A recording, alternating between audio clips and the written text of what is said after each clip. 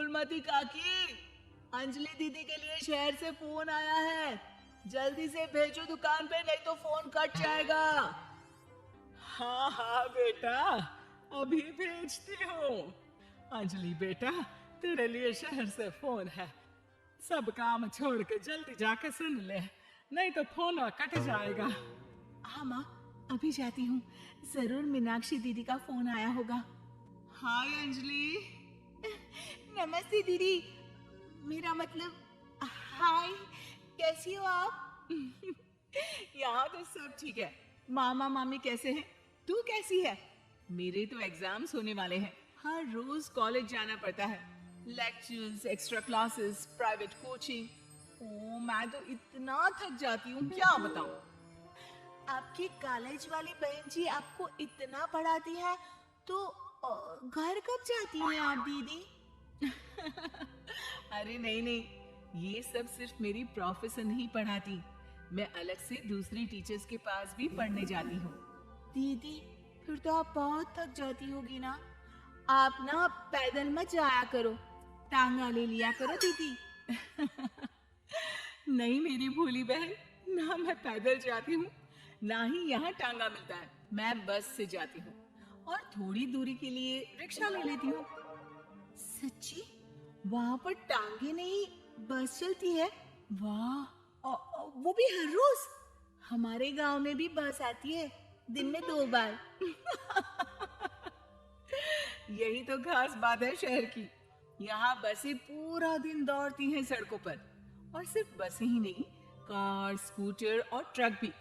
और तो और थोड़ी दूरी पर तो हवाई जहाज भी है, जहाँ से हवाई जहाज आसमान में उड़ते हैं। हाँ? अच्छा दीदी, मैं फोन रखती हूँ। बुआ जी, फूफा जी को मेरा नमस्ते कहना। हाँ माँ, हम लोग शहर में क्यों नहीं रहते? बुआ जी, फूफा जी और मीनाक्षी दीदी तो शहर में ही रहते हैं। अरे क्योंकि तेरे बुआ जी की शादी शहर में हुई थी, इसलिए बेटा। शादी से पहले वो भी तेरे पापा और दादा दादी के साथ गांव में ही रहती थी। तो फिर बा, मुझे शहर भेज दो ना, मैं भी शहर देखना चाहती हूँ। इतनी बार मीनाक्षी दीदी से शहर के बारे में सुन चुकी हूँ, अब मैं भी वहाँ जाकर देखना चाहती हूँ। बस आप मुझे शहर भेज दो। ठीक है, इस बार गर्मियों की छुट्टियों में कुछ दिन रह आना शहर, अपनी बुआ के घर। अब तो खुश ना? हाँ माँ, बहुत खुश। आप देखना, मैं शहर जाके कितने मजे करती हूँ। अंजलि अगले दिन स्कूल जाती है और वहाँ अपने सारे दोस्तों को अपने शहर जाने की बात बताकर चिढ़ाती है। अरे श्रद्धा, शीतल, सरोज, तुम लोग इन गर्मियों की छुट्टियों में कहाँ जा रही हो? एकादशी वाले गांव के मेले में। हम तो दूसरे गांव में नानी के घर जाएंगे, उनका घर नहर के किनारे है, बड़ा मजा आएगा। हम इस बार कहीं नहीं जा रहे, बल्कि हमारे घर में रहने के लिए मेहमान आएंगे। और तू? अरे मेरा क्या है, मैं तो बस पास वाले शहर जा रही हूँ, अपनी बुआ जी के घर। वहीं रहूंगी कुछ दिन। तुम लोग चिंता मत करना, मैं चिट्ठी लिखूंगी तुम सबको वहां से। पापा, पापा मुझे तो चक्कर आ रहे हैं, जी घबरा रहा है। बेटा, शहर आने की जिद भी तो तूने ही की थी। अब पहली बार बस में चढ़ी है तो यही होना था। भुगतो। अरे मामा जी, अंजलि, आप लोग आने से पहले बता तो देते, मैं लेने आ जाती बस स्टैंड तक। आओ आओ भैया, आओ बेटी अंजलि। माँ बुआ जी कैसे हैं वहाँ? और भाभी कैसी हैं? सब ठीक है, बस अंजलि जिद कर रही थी कुछ दिन आप लोगों के साथ रहने की, सो छोड़ने आ गया। दीदी, आप मुझे शहर घुमाने ले जाओ ना, मुझे भी शहर देखना है। हाँ हाँ, चल तैयार हो जा जल्दी से। अंजलि तैयार होने जाती है और कुछ देर बाद जब बाहर आती है तो अरे ये क्या कर दिया तूने? मार्केट तक ही तो जाना है।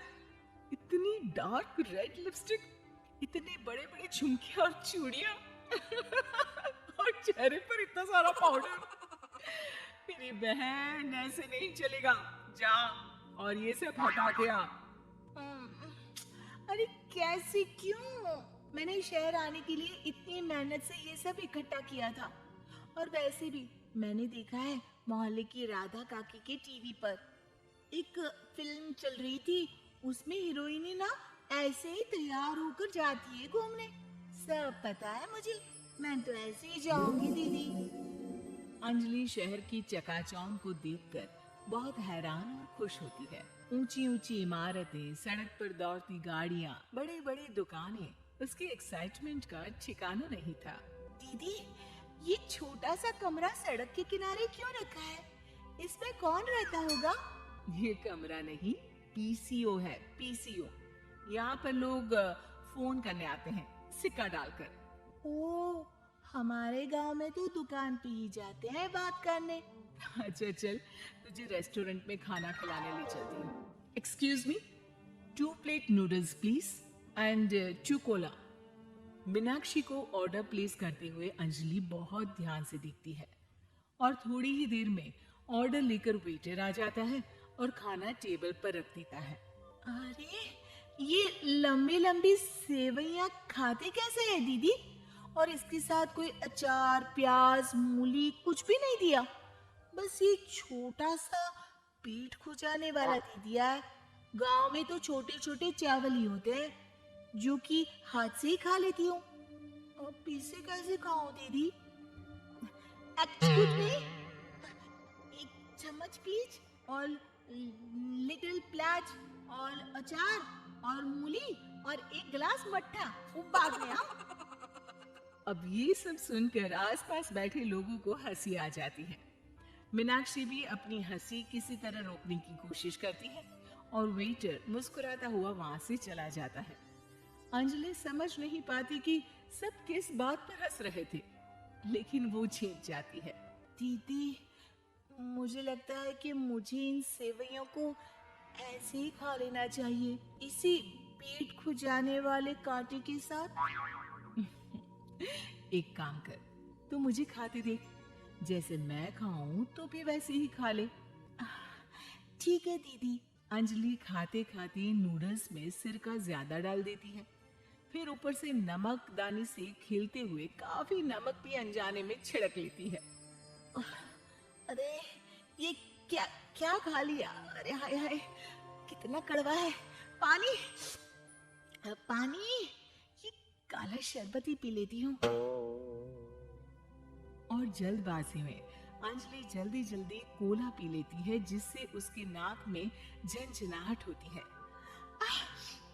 दीदी, मुझे ले चलो यहाँ से, मैं ये सब शहरी खाना नहीं खा सकती। अब शर्म के मारे मीनाक्षी अपनी बहन को वापस घर ले जाती है और कहती है कि देख अंजलि, माना कि शहर और गांव एक दूसरे से बहुत अलग है, लेकिन इसका मतलब ये नहीं कि हमेशा शहर ही बेहतर हो और उस वजह से हमें वो सब करना पड़े जो हम नहीं कर सकते।